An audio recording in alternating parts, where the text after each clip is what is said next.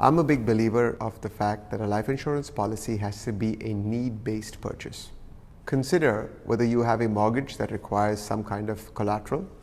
Consider whether your family or your loved ones require an income replacement in the event you are not around.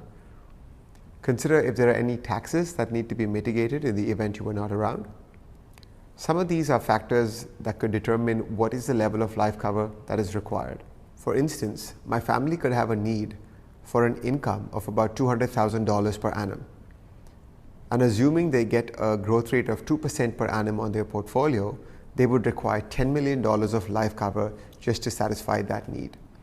If they got a growth rate of 4% per annum, they now require only $5 million of life cover. Likewise, if they got a growth rate of 8% per annum on their portfolio, they now require only $2.5 million of life insurance cover.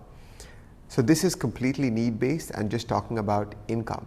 However, if I also had a mortgage on a property that required to be protected in the event I passed away, let's assume that mortgage was an additional $1 million. Now the requirements for me for life cover would be the mortgage for $1 million and my family's requirements of life insurance, which are based on the potential returns they could get from the portfolio, which means between $2.5 to $10 million of life cover. If now I have assets that have an inheritance tax requirement on them, then there is a need for me to cover that additional liability as well. On the commercial front, there may also be a need to cover business partnerships or key man insurance. Let's talk about income or expenditure replacement. If your income and expenditure in your household today is about $100,000 and you're aged 40, it's very likely that your family is used to living off that $100,000. If that is the case, God forbid something were to happen to you today, your family would potentially lose out on that $100,000 that was coming in on a yearly basis, which was taking care of certain bills. If your need is to cover that risk of that $100,000, either lifelong or till certain benchmarks are hit, for instance, education of the children, payment of a mortgage, etc., then the need would be to replace an income on an annual basis for that $100,000. What amount of life insurance cover is required to offset that $100,000? Well, if your family can get a 10% per annum growth rate, then $1 million is enough. If they can only get 5% in a growth rate, you now require $2 million of life cover. And as you can tell, this number keeps changing based on the estimated growth rate on the portfolio. This would be a good way to tackle income or expenditure requirements using a life insurance policy. Consider what your family's monthly operating budget looks like. What does the expenditure look like today? Ideally speaking, a life insurance policy needs to cover the cost of that budget on a yearly basis. The next thing we're going to talk about is liabilities, debt. If you're a business owner or in some form of business, and there's any liability associated to your business or to your personal life, this is a big factor to consider while purchasing a life insurance policy. For instance, business owners tend to purchase key man insurance when banks lend money for their business and require some form of a collateral against that lending. Usually a life insurance policy suffices. So for instance, if the business has got a $3 million debt on it, then one of the things to consider would be to have a life insurance policy equal to the $3 million that would potentially pay out to the bank in the event you passed away. This would take away the need for your family to deal with a debt-ridden business once they inherit it. As an individual, the most common form of debt that life insurance tends to cover is mortgages. Consider owning a property worth $1 million where you've paid an equity into the property of $200,000 and financed the balance $800,000. Ideally, the situation would be best resolved if you had a life insurance policy as a collateral covering the $800,000.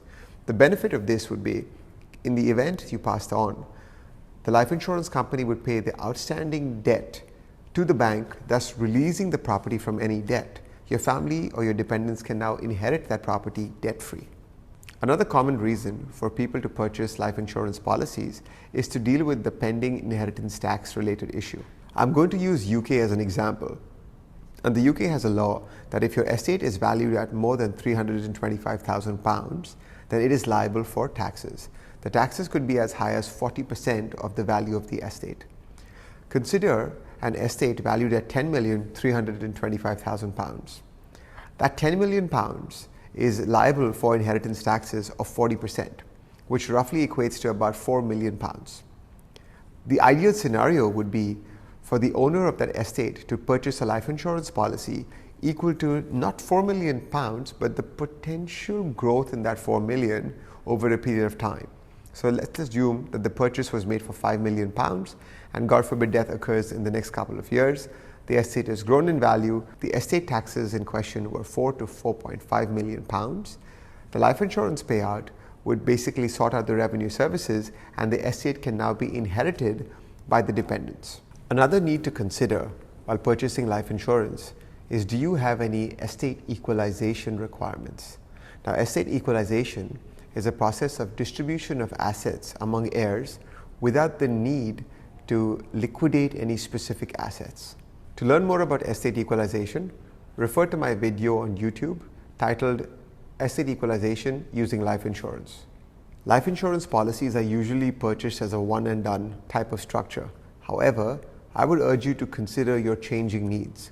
The reality is, when you're younger, your income levels may be lower, the expenditure may be lower, and as a result of that, your affordability for life insurance may also be lower. However, if you also consider when you're younger, the need for life insurance is greater to protect the working years. But like I mentioned earlier, the affordability may not be there. As you grow older, while the affordability increases, the number of years you require life insurance for may reduce. However, the income, the expenditure, the additional responsibility, potential liability may change, and these factors could contribute towards the need for a greater level of life insurance cover. Another thing to consider while purchasing a life insurance policy is inflation. Inflation would mean the buying power of your money is reducing over a period of time. The need to keep up with that level of cover can then be addressed by purchasing additional levels of life insurance cover in place. Another thing to consider is the value of the assets held by you could appreciate or depreciate in time. Another way to supplement that changing number is to have an appropriate level of life insurance cover assigned to that difference. To arrive at a good estimate or a ballpark figure of what the right levels of life insurance cover are, you could use one of the various life insurance calculators that are available online. To know if you're on the right track of calculating your life insurance requirements, refer to the link in my description below. Alternatively, you can use the services of a life insurance advisor or a financial consultant to help you arrive at the right numbers. While the calculators are great for the masses, if you have any specific needs or specific requirements that may be around taxation, that may be around the type of product that is right for you, ideally the best way to do this would be to sit with a financial advisor or a life insurance advisor that can sit and calculate your needs.